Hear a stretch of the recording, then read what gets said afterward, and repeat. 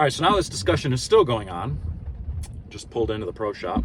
We're gonna go in there in a minute, but I'm in the truck and I kind of want to talk about this. My boy's napping for a second, so let him sleep for a couple more minutes before we head inside. But the discussion is coming up it keeps coming up of how this system is still flawed. Now, I don't know how to explain it any better. The idea is completely to be basic. It's to be able to, it's for the people who are only going to be drilling maybe 3, 4, 6 balls at most. So you create 3 groups, okay? So based on these numbers, you can create 3 groups of types of bowling balls. Let's call it aggressive, moderate, and weak. We'll just go with that. We're not going to add urethane or plastic in there. So if I'm drilling 3 bowling balls, I want to drill 1 from each group, right? If I'm drilling 6 bowling balls, say maybe even a tournament arsenal for, just 6 balls for college bowling or something like that, maybe I drill 2 in each group, okay? Now, by having these grouped like that, it makes it easier to make sure I don't have bowling balls overlapping one another. But the argument comes in that I'm not putting in enough variables, not taking into consideration the surface preparation of it or the cover stock formula, because some are cover stocks. We do take that into consideration, and maybe not in the numbers, but that's why you have that discussion with your pro shop operator. I already discussed the outliers.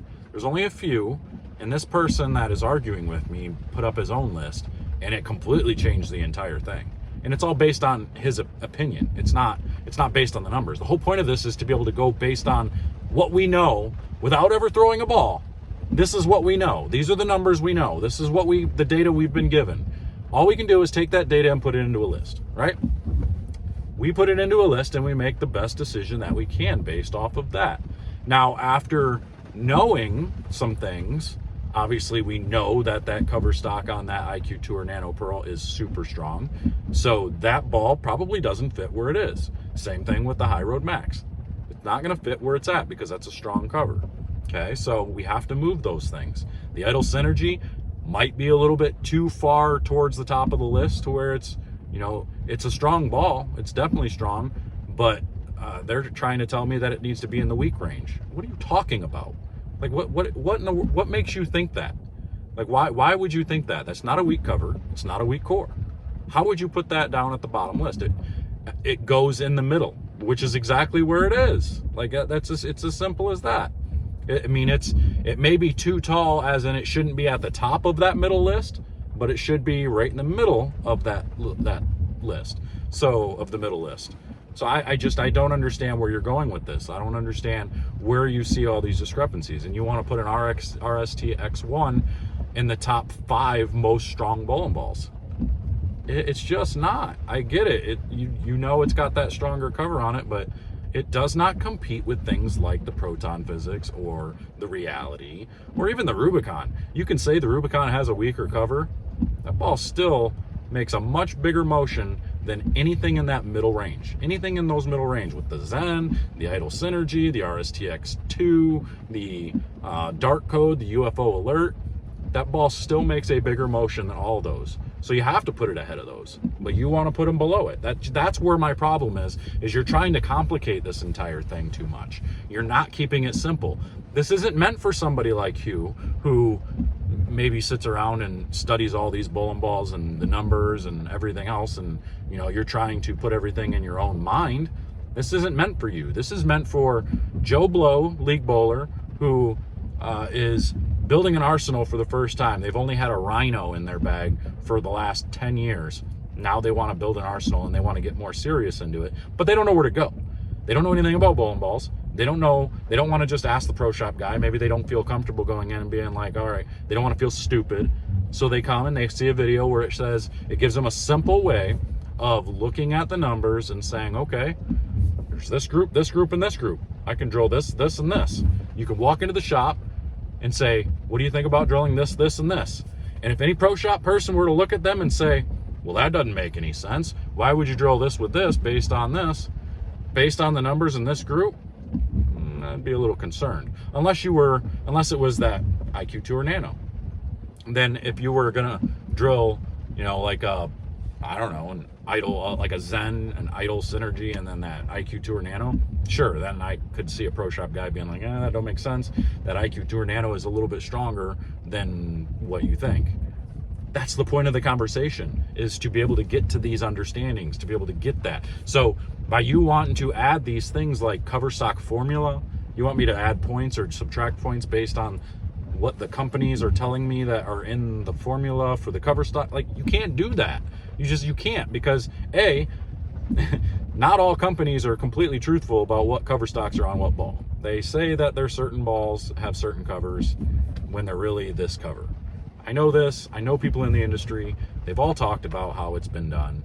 You know, it happens, you know, or at least it used to happen. Maybe it doesn't happen now. I don't know. I'm not going to try and throw anybody under the bus. I'm not sure. But the problem is, you know, you have this RT2 FGZ cover, and then they come out with the RT3 FG2 cover. Well, what's the difference in them? Well, this one's much stronger than that one. How do I score that? Well, you don't. Well, what's the difference? Well, one's a hybrid, one's a solid. Okay, well, I can score that because I know that. You're telling me you have pearl and solid mixed in. I can score that. You're telling me this one's just solid. I can score that. Now, down the road, when we find out that this cover is holy cow super strong, you can adjust that. Or when you look at reviews, which is why we do reviews, you can adjust your thought process on what bowling balls go where. But this list, the way we put that together, is the absolute basic way of putting a group of bowling balls together and saying, all right, I want to drill 6 balls. I'm going to drill 2 from this area, 2 from this area, 2 from that area. If you're trying to drill 5 bowling balls and they're all within the same amount of number, all within 5 points of each other, not a good idea. Not a good idea. You would have to do so many different layouts. And in this day and age, you should be only having a couple different layouts. You know, 2 layouts probably at most that you actually like. You know, you need to narrow it down. Again, it goes back to being simple.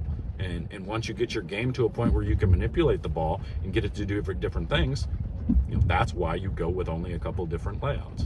You know, so you don't have to get too detailed in this. This is for the people who are really just trying to learn the game. They're just trying to get in this. They're not trying to get scared off by all these details, all these big details. Because already when they walk in and they say, well, what do these numbers mean? What's the differential? What's the RG? I don't understand this stuff. And then you explain it to them. They still don't understand it. And then when I can give them a chart and say, look, here's a chart. This group of bowling balls are your strongest balls. This group of bowling balls are your mid-range ball. This group is your weakest ball. Maybe some of these can be moved around somewhere, but to sit there and call the whole system flawed or that it doesn't make sense and how you want to do things different, go do things different. Go come up with your own type of thing. If you don't like it, don't use it. But you're obviously in that 5% who doesn't need these types of charts. So to sit there and say that these are just confusing people, no. I have hundreds of emails from people who have thanked us for coming up with this system because now they understand ball motion a little bit better. Now they understand that they have a difference in their bowling balls. Or shoot, I had 2 bowling balls that were basically the same thing. I wondered why, you know, I couldn't, they basically did the same thing for me. This is why. This is why we do this. It's to simplify it, not to make it this big dramatic thing of taking in all these other different variables that don't need. Because if that's the case, then okay, well, we're going to score these balls based on cover stock, the surface of the cover stock formula, the intermediate differential, the RG. We're going to then take into consideration, well, what's the humidity of the bowling center that day? Well, you know, is it raining outside? Is it warm? Is it cold? What's the temperature? You know, are we bowling on lane 13 or 14 today? Because then that whole group changes again based on the topography of the lane. Because on 14, the lane's a little slanted this way, so now that proton physics is going to be a little stronger than what it was on lane 13. You know, so there's so many different variables you can throw at this thing that can change that group dramatically. But this is just the way to keep it simple. That's it. So that's all I'm trying to say.